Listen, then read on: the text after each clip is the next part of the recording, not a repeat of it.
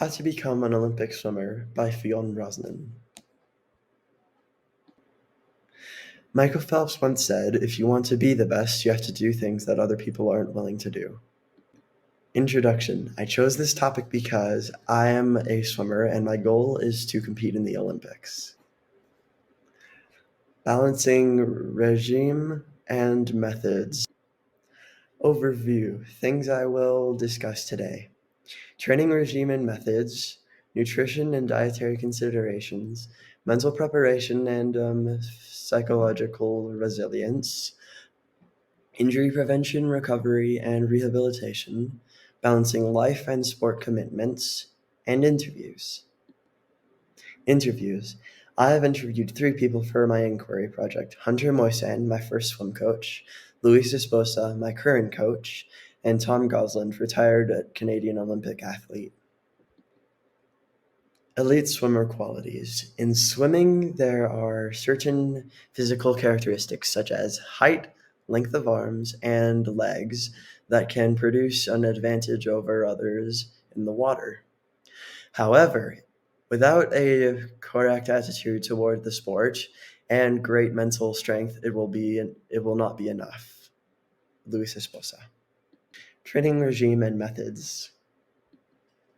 Hunter Moisan, U.S. high school, 2 practices per day. He would wake up at 5 to go to practice from 5:30 to 7 a.m. Then he would go to school all day. Then he would go do another practice from 3 to 5 p.m. The Canadian Olympic team, 10 practices per week, 5 to 6 kilometers per session, and 3 heavyweight sessions per week. Michael Phelps swam 13 kilometers per day, 7 days a week, at least 80,000 every week. He swam on birthdays and holidays too. He split his training into 2 sessions, spending 5 to 6 hours in the pool. Luis Esposa, our philosophy is beat yourself above beating others. Nutrition and dietary considerations. Tom Gosland said, "Good nutrition can't make a good athlete great, but bad nutrition can make a great athlete good." Well, there's something to think about. Tom suggested, make meals in advance, approach training scientifically, keep a journal, and write down everything you eat and how you feel the next training session. Find the connection between what you eat and how you feel. The 80-20 rule. Eat 80% healthy and 20% not healthy, not junk food. The average man is recommended to consume 2,500 calories per day. The average woman, 2,000 calories per day. When Michael Phelps was competing, he would eat between 8,000 and 10,000 calories of food per day. This means that he was eating up to 4 times as much as the average man per day. He would divide this up into 3 large meals and snacks. Wait for it. Okay, here we go. Michael Phelps meals. For breakfast, he ate 3 fried egg sandwiches with cheese, lettuce, tomatoes, fried onions, and mayo. And then he ate 3 chocolate chip pancakes, 5 egg omelets, and 3 sugar-coated slices of French toast, and a bowl of grits.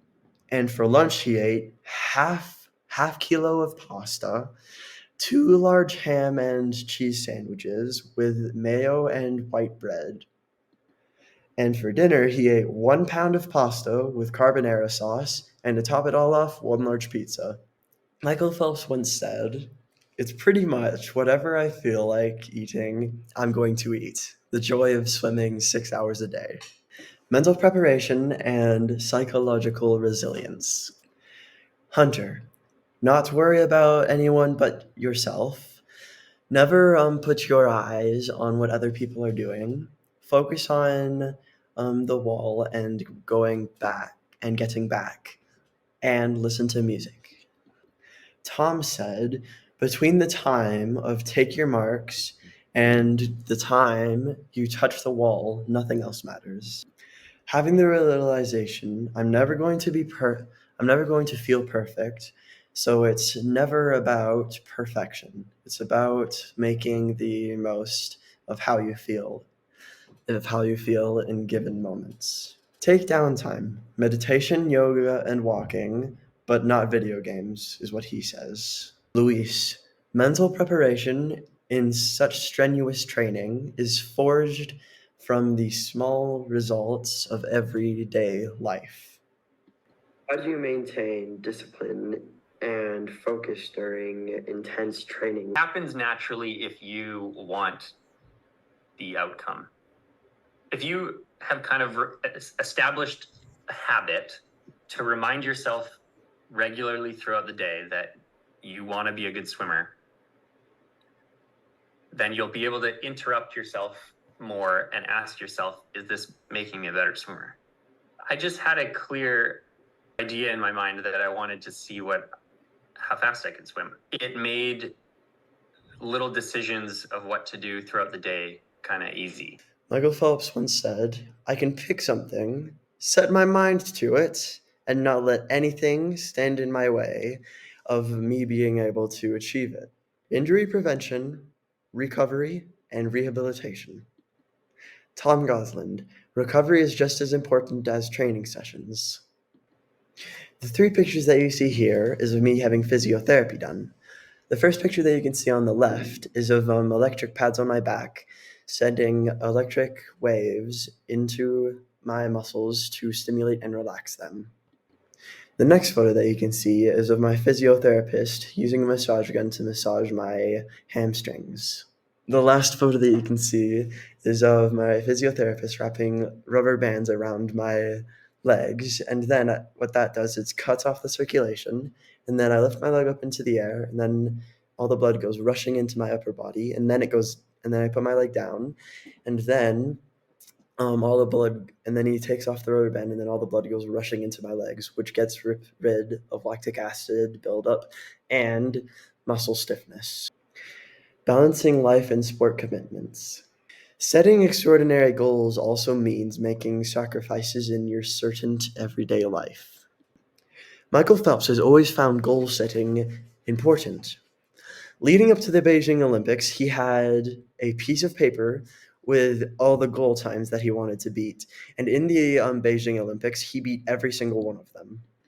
During the 5-year lead up to the Beijing Olympics, he didn't take a single day off from the pool. Not for Christmas, not for his birthday, not even for illnesses or injury. While it's not going to be easy, the results will justify the sacrifices, Phelps said. Balancing life and sport commitments. Tom Gosland liked playing a variety of sports up until grade 11, when he focused on swimming. He didn't feel that missing parties to go to bed early for practice the next morning was a sacrifice. He found new friends that were just as sporty as him. Things Tom focused on to balance school and swimming. Time management, proper rest and diet, calendar of commitments, timers to stay on track. It's a proper combination of all the little things that add up over time and lead to success. My biggest takeaways from this inquiry. I learned a lot about what it takes to be an elite swimmer. It was very inspiring to meet and train with a retired Canadian Olympic swimmer. I really enjoyed talking to my first swim coach, who I haven't seen in a while, and interviewing my current swim coach. They all knew so much. I liked finding the similarities in what they all said and comparing it with what I learned about Michael Phelps. I didn't know that Michael Phelps had 28 Olympic medals and he ate so much when training for the Olympics.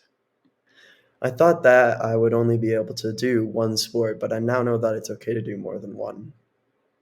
I loved learning about how to become an Olympic swimmer because speaking to someone who had done done it made me want it even more.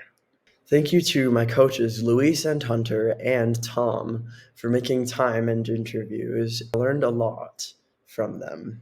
And thank you for listening. I hope you found it interesting. You gotta have that mindset that quitting is not an option. Give up? Who, me? Never. Stop? Who, me? Never. That's for the next guy. That's for the next girl. But not me. Why? Because I don't quit. That ain't how I do it. That ain't how I roll. I never give up.